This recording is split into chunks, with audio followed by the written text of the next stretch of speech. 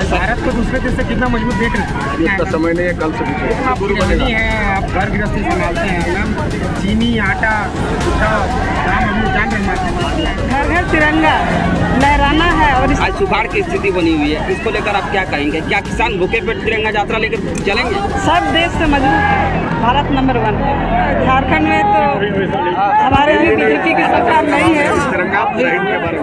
लेकिन क्या सही मायने में आज़ादी मिला? आज भी बच्चों को शिक्षा नहीं मिल पाता है। आज भी विद्यालय में बहुत गरीब छात्र हैं, बहुत निःशुल्क छात्र भी हैं। हम अपनी तरफ से जितना मेरा एफिशिएंसी है उसके हिसाब से मैं इस कर्तव्य को पूरा करने का कोशिश कर रहा हूँ। आज़ादी का अमृत महोत्सव पूरे देश में बड़े ही हर्षोल्लास के साथ मनाया जा रहा है। झारखंड में भी आज़ादी का अमृत महोत्सव बड़े ही धूमधाम से काफ़ी उत्साह के साथ मनाया जा रहा है।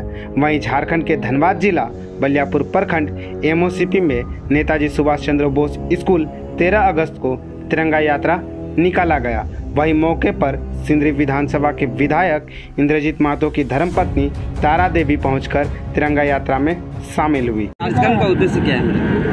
आज आज़ादी के 75वें वर्ष घाट पर उपस्थित एमओसीपी के सभी शिक्षकगण, सभी विद्यार्थीगण, सभी छात्र छात्राएं एवं पश्चिमी मंडल के अध्यक्ष एवं बड़े भाई हमारे संतलाल परमानक जी, बादल रवानी जी एवं जितने भी हमारे इस क्षेत्र विधानसभा के ज्येष्ठ श्रेष्ठ सभी भारतीय जनता पार्टी के कार्यकर्तागण उपस्थित है।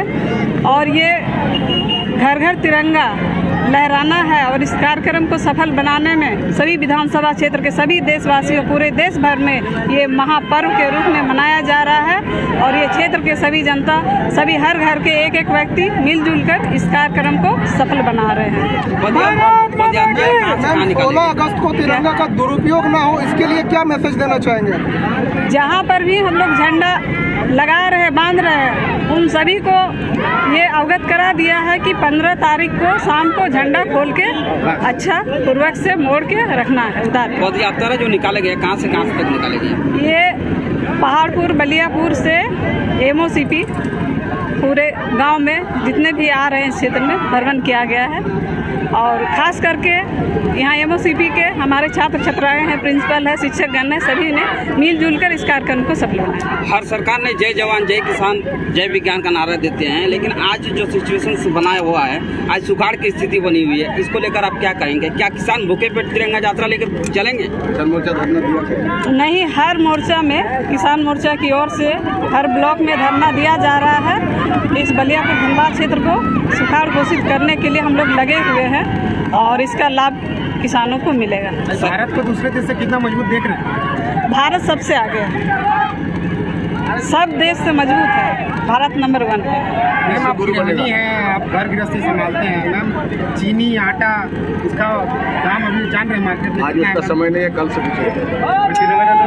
ठीक है, देखिए अभी झारखंड में तो हमारे अभी बीजेपी की सरकार नहीं है। बीजेपी की सरकार बनेगी इस रात में। देश 75वां स्वतंत्रता दिवस मना रहा है, आज़ादी का अमृत महोत्सव। आप लोगों का जो है विशाल जनसभा देखने को मिला जिसमें तिरंगा यात्रा को आप लोग निकाले। इसके लिए आप लोगों को, जनता को क्या मैसेज देना चाहते हैं? सर, सबसे पहले मैं अपना इंट्रोडक्शन दे दूं। मैं Sanjay Kumar Majumdar, university public school MOCP का प्राचार्य हूँ। मैं ये संदेश देना चाहता हूँ कि ये जो देश की जो आज़ादी हमें मिली है, 75 वर्ष जो पूरा हमने किया, ये कोई भीख में मिला हुआ या बपोती संपत्ति नहीं है। ये बहुत लड़के झगड़ के, बहुत संघर्ष करके इसे हमने प्राप्त किया है। और इसका महत्व बताने के लिए हम लोगों ने तिरंगा यात्रा निकाला और इससे हम ये मैसेज दिए कि कुछ भी हो जाए, इस तिरंगा के नीचे ही हमको जीना है और मरना है, इसके ऊपर कुछ भी नहीं है। सर, चूँकि अमृत महोत्सव में झंडा बहुत ज़्यादा बांटा गया मुफ्त में, इसका जो है 15 अगस्त के बाद दुरुपयोग हो सकता है। इसको अच्छा से सम्मान पूर्वक रखने के लिए आप क्या मैसेज दें? सर, मैं तो यही मैसेज दूंगा कि जैसे 15 अगस्त की शाम हो, सब झंडे को अपने मोड़ कर, मतलब उतार के, झंडे को उतार के उसके मोड़ कर सब बक्से में रखें कि ये एक बार का अमृत महोत्सव नहीं है, इसे हमको हमेशा मनाना और हमेशा झंडा कितना वितरण किया जाएगा। तो इस झंडे को अच्छे से इस्त्री करके आराम से बक्से में रख दिया जाए। फिर 26 जनवरी है, फिर देश की एकता का कुछ भी परिचय देना होगा, क्योंकि ये हमारा राष्ट्रीय ध्वज है, यही एकता का परिचय है और कुछ नहीं है। तो इसे हम सम्मान पूर्वक आराम से रख दें, जिससे क्या हो कि हम भविष्य में भी इसका इस्तेमाल कर सकें। तो बहुत महत्वपूर्ण सवाल है सर। भगत सिंह ने कहा था कि आज़ादी मिल जाएगा, तो आज़ादी हम कहाँ लेके जाएंगे? क्या अब सिक्के में आज़ादी मिला? आज भी बच्चों को शिक्षा नहीं मिल पाता है, आज भी बच्चे भूखमरी से मरते। क्या सही मायने में आज़ादी हमें मिला? अब शिक्षा के लिए ये सवाल है सर, आपका सवाल पूर्ण रूप से सही है, लेकिन सर हम लोग उसमें से एक तुच्छ सदस्य हैं और हम अपने तरफ से जितना हो पा रहा है हम इसको पूरा करने का कोशिश कर रहे हैं। मेरे विद्यालय में बहुत गरीब छात्र हैं, बहुत निःशुल्क छात्र भी हैं। हम अपने तरफ से जितना मेरा एफिशिएंसी है उसके हिसाब से मैं इस कर्तव्य को पूरा करने का कोशिश कर रहा हूं। और मैं देश को ये मैसेज भी देना चाहता हूं कि आप भी इसको बढ़कर पूरा करें, क्योंकि हमारे यहाँ पर नौजवान शिक्षक हैं, बहुत सारे पढ़े लिखे बच्चे हैं, वो भी चाहें तो घर घर घूमकर जहाँ पर शिक्षा नहीं हो पा रहा है वहाँ शिक्षा देकर इसका विकास कर सकते हैं।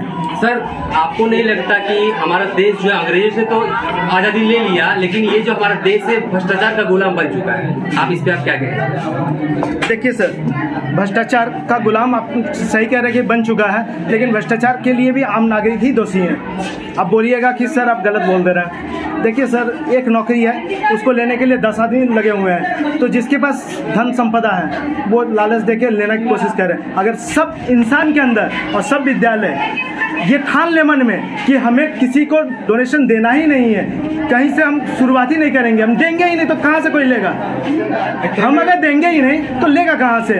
हमको अपने स्तर पे, ग्रामीण स्तर पे, छोटे छोटे स्तर में हमें सिखाना होगा कि किसी भी हाल पर हमें किसी को डोनेशन देकर काम नहीं करना। देखा जाए तो हम लोग जिस प्रतिनिधि को जो आम जनता वोटिंग देकर जिताती है उनके भलाई के लिए, देश की भलाई के लिए, अगर उनके विरुद्ध में कुछ गलत काम देखा जाए, उससे सवाल करते हैं तो उसको बाइकआउट किया जाता है। उस मीडिया वाले को बोलिए, जिनको भी बोलिए, इसको बाइकआउट किया जाता है। आप इस पे क्या कहेंगे? सर, बाइकआउट तो नहीं होना चाहिए। जो भी मीडिया कर्मी इस तरह का काम करे, मेरे तरफ से उनको सलाम, और इसको आगे बढ़ाते रहना चाहिए, तभी तो भ्रष्टाचार दूर होगा। अगर मीडिया कर्मी, शिक्षक, जो फ्रंट लाइन है, डॉक्टर और पुलिसकर्मी अगर यही घुसखोर हो गए और यही अगर किसी का गलत मैसेज छापने लगे तो फिर सर भ्रष्टाचार मिटेगा नहीं। हम ही 4 फ्रंट लाइनर हैं जो हम क्या करेंगे, इस देश को भ्रष्टाचार से मुक्त कर सकते हैं। तिरंगा यात्रा कहाँ से कहाँ तक गया?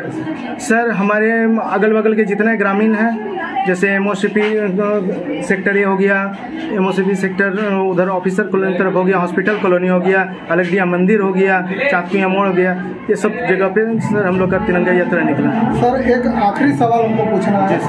ये स्कूल का तिरंगा यात्रा कहीं ना कहीं राजनीतिक रंग रूप ले लिया लास्ट में, अंतिम समय में, इस पर क्या कहना चाहिए? सर, हमने तो उन्हें सम्मिलित करने के लिए बुलाया था, क्योंकि ये तिरंगा किसी ना मेरे स्कूल का है, ना उनका है, ना किसी का भी है। अब सर उन लोग आए तो कुछ तो उनके कैडर आए, लेकिन सर आपने जेएमएम और कांग्रेस के नेताओं को क्यों नहीं आमंत्रण भेजा? सर, हमने कार्ड सबको भेजा सर। कार्ड भेजे थे आप? जी सर, मैंने सबको कार्ड भेजा है। मैंने ऐसा किसी, ये तिरंगा यात्रा है, मैं किसी पार्टी विशेष को मैं ये नहीं करता हूँ, उसको किसी को महत्व नहीं देता हूँ। ये विद्यालय है, विद्यालय से सबके लिए बराबर का जगह है। यहाँ पर सब आएंगे, सब हमारा सहयोग करेंगे, तभी हम बढ़ेंगे, क्योंकि यहाँ ये क्षेत्रीय विद्यालय है, इस क्षेत्र का विकास करने के लिए खोला गया है। हम किसी भी नेता पार्टी का बहुत बहुत